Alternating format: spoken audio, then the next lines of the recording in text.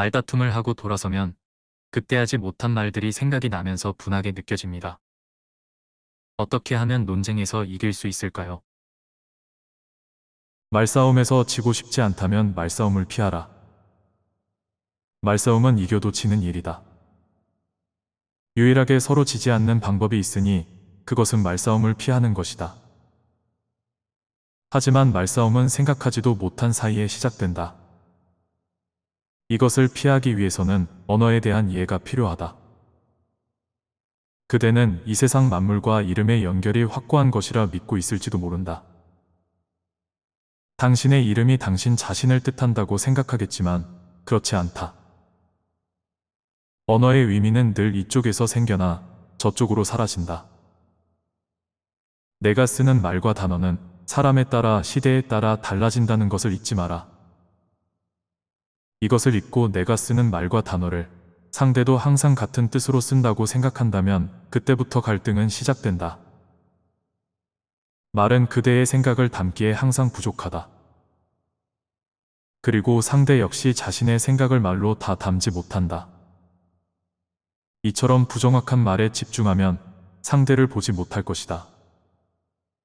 말의 꼬투리를 잡고 갑론을 박하면 주제는 산으로 가게 된다. 나중에는 처음에 무엇 때문에 싸웠는지 알지도 못하고 헤매게 된다. 말의 근본은 사람의 마음에 따라 변하는 데 있다. 그러니 말에 너무 의지하지 말라. 말싸움을 피하고 싶다면 말이 아니라 상대의 마음을 보고 대화하라. 취업 준비만 3년째인데 꼭 면접에서 떨어집니다. 저의 외모가 비호감이라서 떨어지는 것 같아 괴롭습니다. 모든 것은 상대적이다. 높음이 있기에 낮음이 있을 수 있다. 잡음이 있기에 음악이 있을 수 있다. 앞이 있으니까 뒤가 생긴다. 그리고 세상에서 이 둘은 붙어 다니며 공존하게 된다. 모든 것이 항상 그러하다. 세상을 둘로 나누지 않고 본다면 좀 더 본질에 가까워질 수 있다. 나은 사람과 못난 사람이 있지 않고 풍족한 사람과 가난한 사람이 있지 않다. 누군가를 낫다고 생각하기에 누군가가 못나지는 것이고 누군가를 풍요롭다고 여기기에 누군가가 가난해지는 것이다. 그러니 차별할 이유가 그대에게는 없다. 원래 있지도 않은 것을 붙잡고 차별하는 것은 헛수고일 뿐이다. 그래도 계속 구분하고 나누면서 상대적인 세상만 바라본다면 그대 역시 누군가의 시선에 의해 분류되고 차별받게 될 것이다. 그대가 먼저 그 굴레를 벗어나지 못한다면 그 누구도 그곳에서 꺼내줄 수 없다. 하루를 마무리하고 돌아보면 별로 한 것도 없는데 시간만 빨리 지나버린 것 같습니다. 시간을 어떻게 써야 할지 모르겠습니다. 지혜 있는 사람은 사람들을 대할 때 마음을 비운다. 각오를 다지며 억지로 무언가를 하려고 들지 않는다. 대신에 어떤 일이 일어났을 때 바로 대응할 수 있도록 힘을 길러둔다. 지혜로운 자가 자신의 힘을 필요할 때 쓸 수 있는 이유는 평소에 불필요한 곳에 마음을 쓰지 않기 때문이다. 사람들은 자신의 능력을 잘 모른다. 모두들 본인이 갖고 있는 것보다 훨씬 더 많은 능력을 갖고 있음에도 엉뚱한 곳에 정신이 팔려 마음을 낭비하면서 자신의 능력을 썩혀버린다. 그리고는 자신이 왜 필요한지도 모른 채 항상 피곤해한다. 그대의 마음을 갉아먹는 것들과 이별하지 않는다면 그대는 영원히 그대의 능력을 발휘하지 못할 것이다. 안 좋은 생각을 하는 사람과 신변잡기를 다루는 책, 그리고 사람들의 뒷말들을 멀리하라. 쓸데없는 욕망들을 마음속에서 몰아내고 나면 그대는 비워진 마음속에서 이전에 알지 못한 힘을 느끼게 될 것이다. 욕심과 욕망에서 벗어나면 경쟁에서도 벗어날 수 있다. 이 모든 것이 자신의 마음을 비우는 데서부터 시작한다. 남을 도와주면서 살지는 못해도 남 피해주면서 살지는 않으려고 소신있게 살았는데 저만 혼자 고집부리면서 고생하는 것 같아 괴롭습니다. 굳세고 강인하면 제명대로 살지 못한다. 세상 사람들은 누구나 고립된 사람, 선하지 않은 사람이 되는 것을 꺼린다. 그렇지만 지혜로운 사람들은 이런 사람이 되는 것을 기꺼이 마다하지 않는다. 일부러 불길한 역할을 자신에게 적용함으로써 스스로를 지키려는 것이다. 무슨 일이든 덜어내려 하면 더해지고 더하려고 하면 벌어지는 법이다.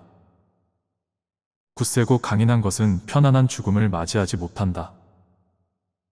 전사와 같이 흔들리지 않고 한 가지 목표를 향해 돌진하는 것이 멋있어 보이는가?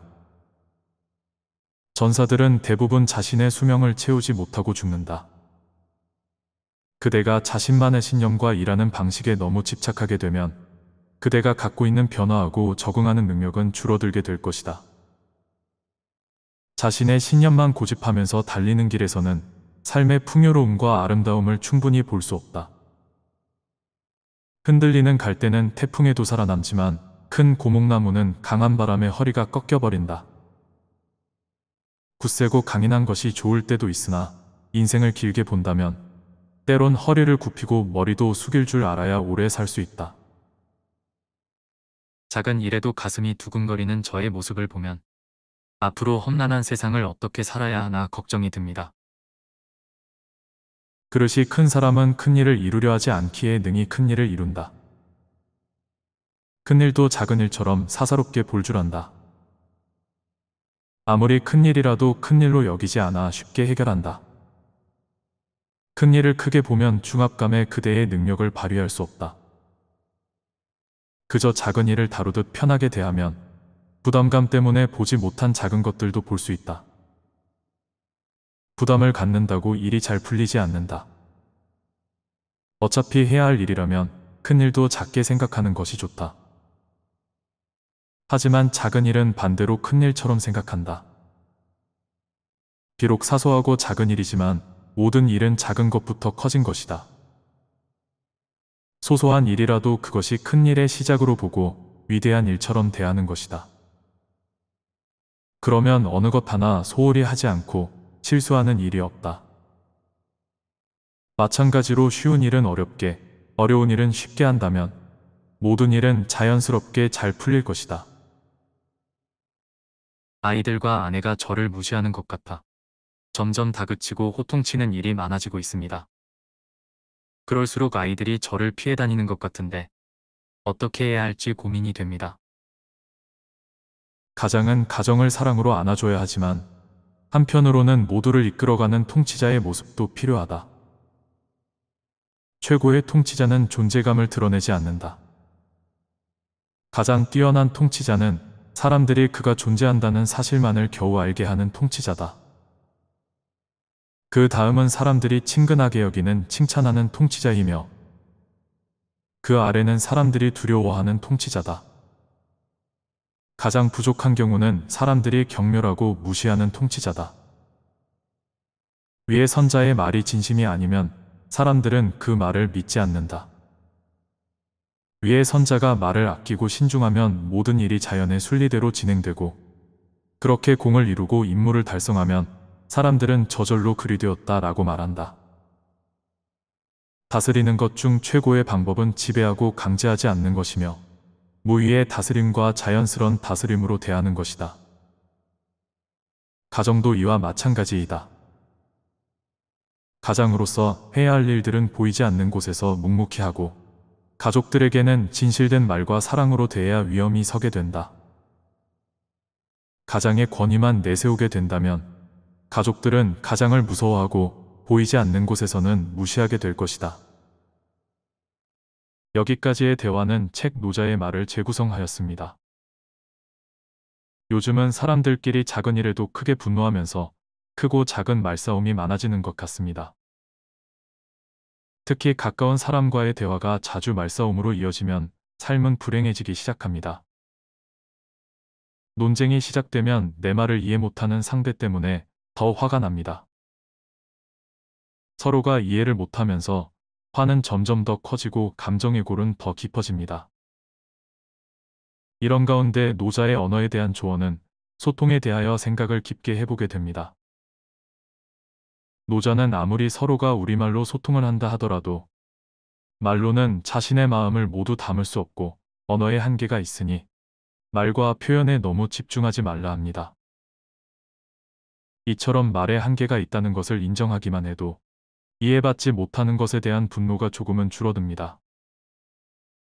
노자의 조언대로 우리 모두가 상대의 말보다는 마음을 보려고 한다면 서로가 상처받는 일은 줄어들 것입니다. 노자의 조언이 유익하셨다면 공자가 말하는 상대의 마음을 읽는 법도 추천드립니다.